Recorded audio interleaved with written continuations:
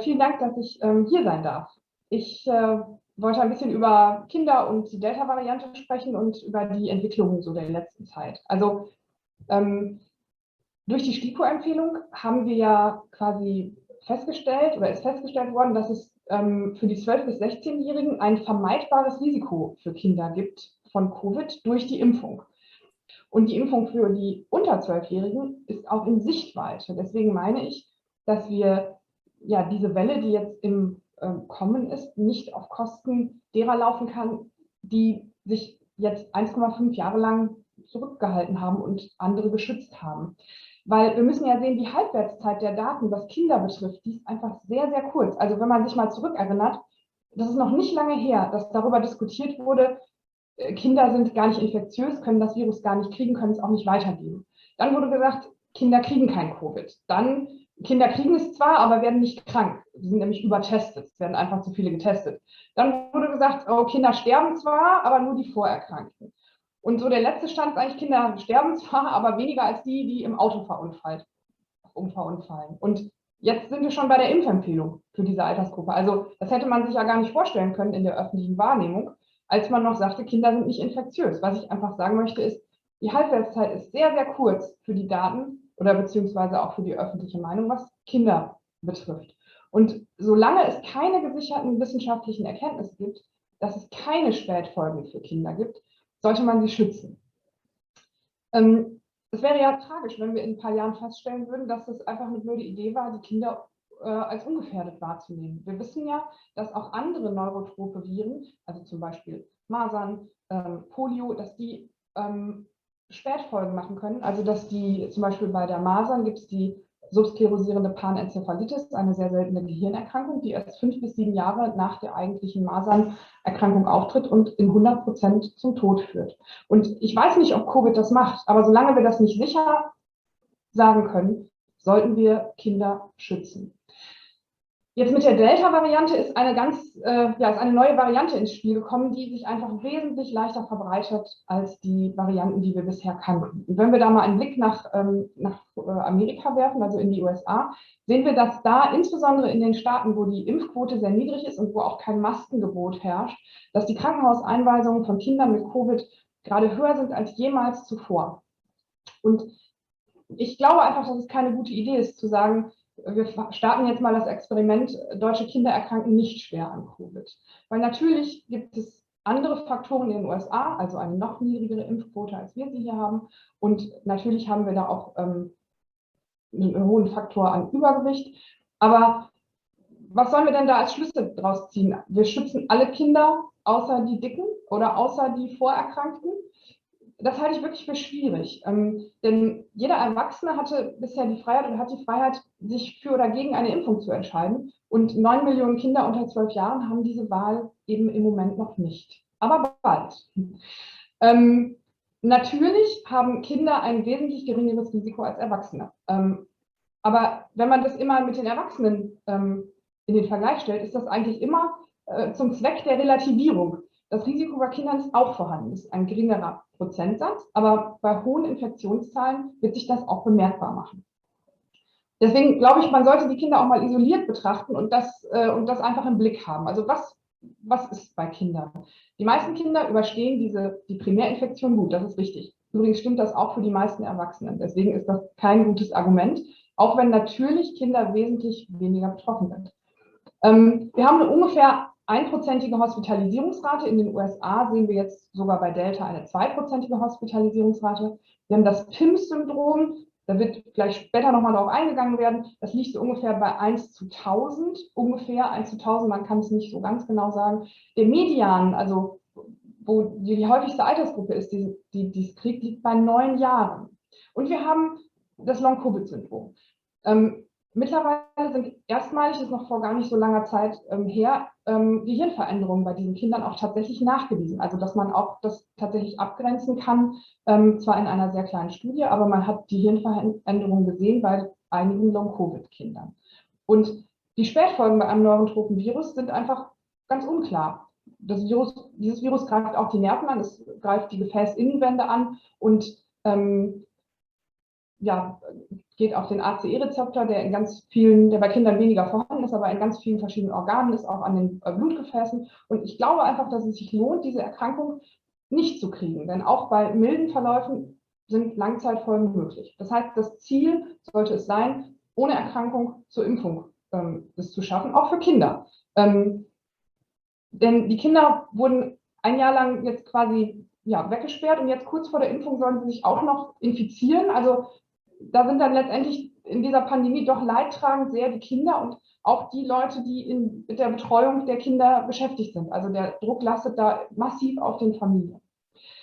Und wenn dann mal gesagt wird, Kinder sterben nicht so viel an Corona, das ist inhaltlich zwar richtig, aber wir werden mit einer größeren Zahl Infektionen auch mehr verstorbene Kinder sehen. Und ich finde auch das mit dem Thema Sterben und Kinder auch eine ganz schwierige Diskussion. Also man kümmert sich ja bei Kindern auch noch um andere Dinge, die nicht mit Sterben zu tun haben, die man als Schaden von Kindern abhalten möchte. Also man kauft ihnen auch einen Fahrradhelm, man cremt die mit Sonnencreme ein, obwohl man auch an einem Sonnenbrand nicht primär verstirbt.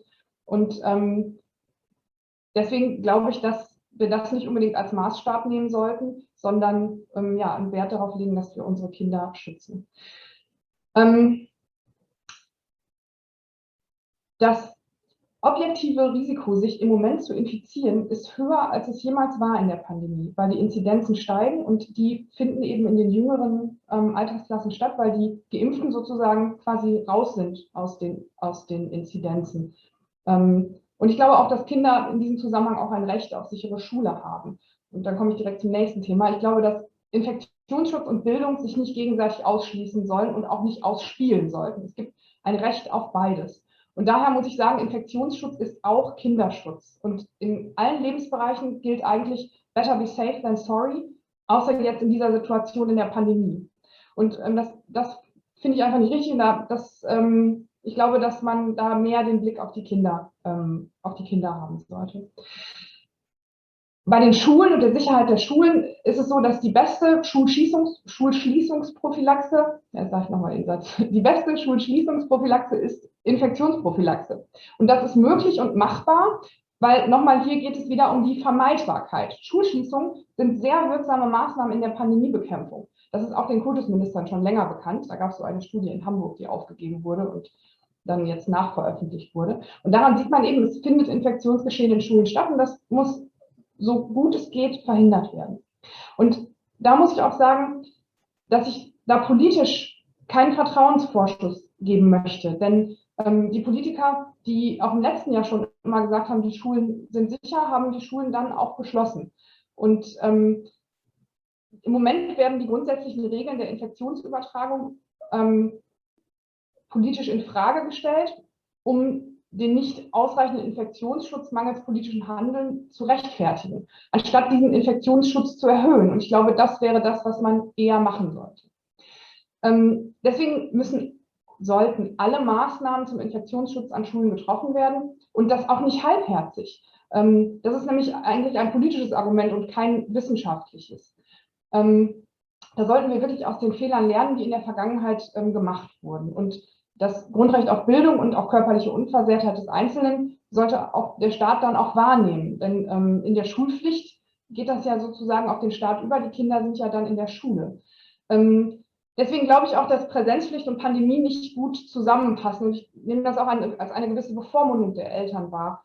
Wenn man es eben noch nicht so genau weiß. Und es gibt da eben, also es gibt auch viele Stimmen, die sagen, dass die Durchinfizierung der Kinder keine gute Idee ist, dann muss man das durchaus auch ernst nehmen. Mich wundert es auch, dass es da keine Milde irgendwie gibt. Ich habe auch da politisch noch wenig empathische Worte auch für Kinder wahrgenommen. Das wundert mich einfach. Weil so eindeutig, wie ich das in den letzten paar Tagen vor allem politisch gehört habe, ist es nun mal einfach nicht. Ich habe das ja gerade schon gesagt, aus welchem Grund. Wenn man mal andere Beispiele nimmt, also wenn man ein Kind in der Schule fotografiert, dann muss man ja auch eine Einwilligungserklärung abgeben. Und ich könnte auch sagen, aus meinem beruflichen Vorleben, wenn man eine Labormaus mit Corona infizieren möchte, braucht man auch einen mehrseitigen Ethikantrag. Es wird jetzt politisch immer gesagt, dass sich alle Ungeimpften infizieren werden. Und das stimmt auch, das wird so sein. Und eigentlich ist das als Argument, glaube ich, gedacht, um die Impfskeptiker doch noch zur Impfung zu bewegen. Aber da werden die Kinder, die eben noch kein Impfangebot haben, völlig außen vor gelassen. Also deswegen, da werden dann auch, wenn das so geht, auch viele Kinder in Quarantäne gehen. Und also da kann ich vielleicht den Eltern schon mal einen Tipp geben, Briefwahl zu beantragen. Nicht, dass man dann nicht weg kann, wenn das Kind gerade dann zur Wahl infiziert ist. Ich glaube, wir müssen da eine ehrliche Diskussion führen. Es gab zum Beispiel im August ein Positionspapier von Aerosolforschern der Deutschen Forschungsgesellschaft. Luftfilter zum Beispiel sind sinnvoll, also alle Maßnahmen müssen ineinander greifen. Und dann stellt sich natürlich die Frage, warum werden die nicht angeschafft? Also geht es da um Geld, was nicht ausgegeben werden will? Geht es darum, dass man das wieder nicht früh genug in die Wege geleitet hat und dass man sie jetzt nicht mehr ausreichend besorgen kann? Dann müssen wir darüber sprechen. Ja? Also und wenn Luftfilter nichts bringen, möchte ich mal vielleicht ein bisschen ketzerisch anmerken, dann können die ja aus dem NRW-Landtag schon mal in die Schulen gebracht werden, weil da stehen sie nämlich im Moment. Also, um Schulen sicher zu machen, gibt es verschiedene Punkte, die ich einmal kurz aufzählen möchte. Und zwar insbesondere eines ist die niedrige Inzidenz. Und deswegen sehe ich auch das Problem der Abkehr von der Inzidenz oder die Abkehr von der Inzidenz als problematisch. Hygienekonzepte funktionieren am besten bei niedriger Inzidenz. Vielleicht bräuchte man auch einheitlich an die Inzidenzen der Kinder angepasste Konzepte. Wir brauchen auch eine hohe Impfquote der Erwachsenen. Also ich will nur mal sagen, wir haben ja keine Impfpflicht und ich stehe dem auch durchaus kritisch gegenüber, aber wir haben im Grunde einen Infizierungszwang, wenn wir noch keine Impfmöglichkeit für die unter 12-Jährigen haben und aber sagen, jetzt in den nächsten Monaten werden sich alle infizieren. In Israel war das zum Beispiel so, dass jeder Anstieg der Covid-19-Impfquote um 20% ab 18 Jahren reduzierte die Wahrscheinlichkeit einer Covid-Erkrankung bei den ungeimpften Kindern um die Hälfte ungefähr. Also da sieht man, dass das wirklich viel bringt. Wir brauchen sicherlich auch eine uneingeschränkte Maskenpflicht. Es ist ja im Moment so, noch mal kurz als Exkurs, dass der Gesundheitsschutz abhängt von in welchem Bundesland das Kind gerade ist. In einigen östlichen Bundesländern ist die Maskenpflicht aufgehoben, in einigen Bundesländern ist die Präsenzpflicht aufgehoben. Da kann man das Kind dann zu Hause lassen. In anderen Bundesländern wird man kriminalisiert, wenn man sagt, man möchte das Kind zu Hause lassen, weil die Situation einfach noch so unklar ist. Dann sollte man sicherlich die Situation in Innenräumen durch technische Lösungen entschärfen, zum Beispiel Luftfilter flächendeckend installieren. Das ist zum Beispiel analog, würde ich sagen, wenn man Matten im Sportunterricht auslegt. Also Matten sind ja vorhanden und man könnte auch sagen, so wie Luftfilter auch vorhanden sind und viele Kinder tun sich auch gar nichts am Knöchel, wenn sie jetzt über so einen Barren springen oder sowas oder über so einen Bock. Und trotzdem legt man die Matten aus, weil man eben möchte, dass auch diese Kinder sich nichts tun. Und ich denke, das sollte man hier auch tun. Dann sollte man sicherlich die Testpflicht beibehalten. Das hat auch den Vorteil, dass man viele Bevölkerungsanteile erreicht. Die Gruppengrößen sollten klein gehalten werden und dann muss man auch über kreative Konzepte nachdenken. Also studentische Hilfskräfte einsetzen, Unterricht draußen machen und wie soll man denn in Vollpräsenz Abstand halten? Also auch da die Gruppengrößen kleiner halten und auch wenn es dann zu einem Ausbruch kommt, dass der Digitalunterricht dann auch zügig aufgenommen werden kann und zwar ohne Verluste. Und alle diese Maßnahmen, die müssen ineinander greifen. Denn es ist eben nicht so, dass eine Maßnahme ausreicht, sondern die haben alle was miteinander zu tun. Das Lüften gehört natürlich auch dazu und keine kann durch irgendwas anderes ersetzt werden. Und das ist, denke ich, das, was wir für den Schutz der Kinder tun sollten, was die eben auch verdient haben. Und was mich auch ein bisschen wundert, dass man immer jetzt zum Status quo der Schulen von früher zurück will und das so ein bisschen, als wäre jetzt die Schule ein Ort der Glückseligkeit und wäre das Optimale. Wir wissen ja selber, wie die PISA-Studien immer verlaufen sind. Also ich glaube, man sollte das auch als Chance betrachten und mich wundert, dass diese Chance bisher noch nicht ergriffen wurde, aber es ist noch nicht zu spät, man könnte das jetzt tun. Und damit bin ich schon am Ende von dem, was ich sagen wollte. Vielen herzlichen Dank.